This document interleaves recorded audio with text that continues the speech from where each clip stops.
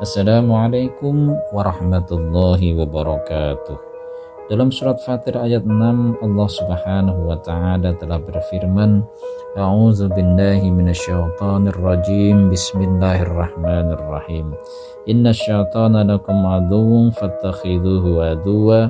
Innama yad'u hisbahu liyakunu min ashabis sa'ir.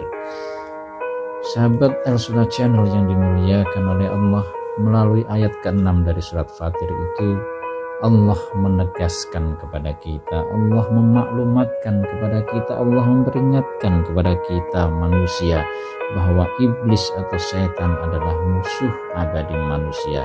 Iblis tidak akan pernah sedetik pun membiarkan kita manusia berada dalam kebaikan dan fitrah kita. Iblis akan selalu berusaha untuk menyesatkan kita manusia dari jalan Allah dan jalan kebenaran. Karena memang itulah tujuan hidup iblis dalam seluruh sisa hidupnya di dunia ini hingga tibanya hari kiamat kelak. Lalu mengapa si iblis ini demikian benci, demikian dendam, demikian memendam kesumat terhadap kita manusia? Semua itu tidak lain adalah berpangkal tolak dari rasa dendam iblis yang menganggap kita manusia ini adalah menjadi penyebab utama dari kehinaan dan kehancurannya di hadapan Allah Subhanahu wa taala. Betapa tidak, iblis ini pada mulanya adalah makhluk yang mulia, makhluk yang dekat di sisi Allah Subhanahu wa taala. Bahkan bersama-sama dengan malaikat ia ditempatkan oleh Allah Subhanahu wa taala di surga. Namun semua berubah 180 derajat ketika Allah berkehendak untuk menciptakan manusia dan mengangkat manusia menjadi khalifah Allah di muka bumi. Apalagi ketika manusia telah tercipta, ternyata Allah kemudian memerintahkan malaikat dan iblis untuk bersujud, untuk memberikan penghormatan kepada manusia. Sebagai hamba Allah yang taat dan patuh tanpa banyak protes, tanpa banyak berpikir, malaikat pun segera melakukan perintah Allah. Mereka bersujud, mereka memberikan penghormatan kepada manusia, kepada Nabi Adam.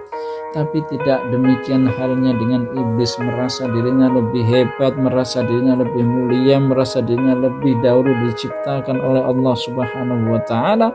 Maka iblis pun menolak untuk bersujud, menolak untuk memberikan penghormatan kepada manusia. Iblis membangkang perintah Allah Subhanahu wa taala hingga Allah pun kemudian murka kepada iblis. Allah mengusir iblis dari surga dan mengutuknya bahwa di kehidupan akhirat nanti iblis akan menjadi penghuni neraka untuk selama-lamanya.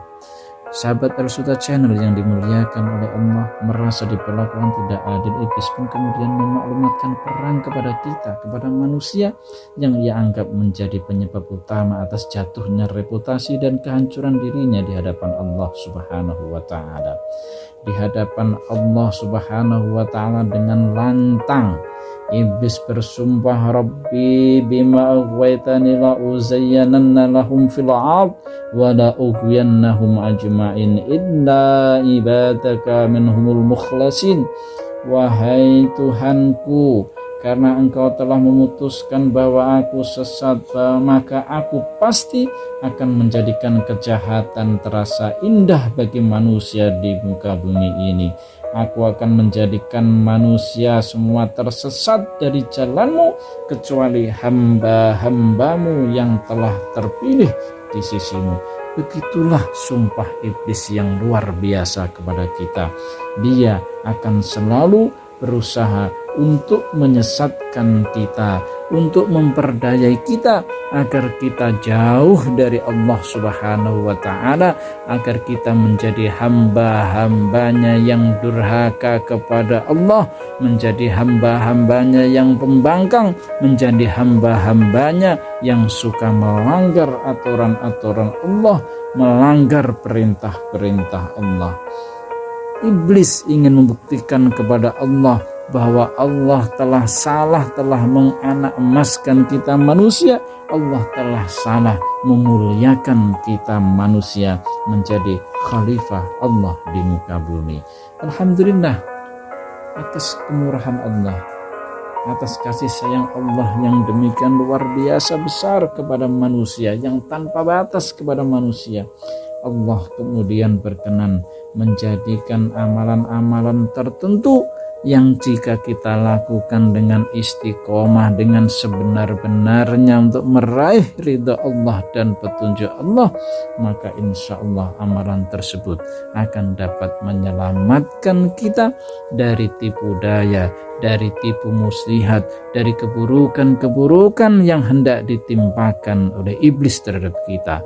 Amalan-amalan ini adalah menjadi cara-cara yang jitu bagi kita agar kita bisa selamat dari tipu daya, dari tipu muslihat, dari keburukan-keburukan yang hendak ditimpakan oleh iblis kepada kita.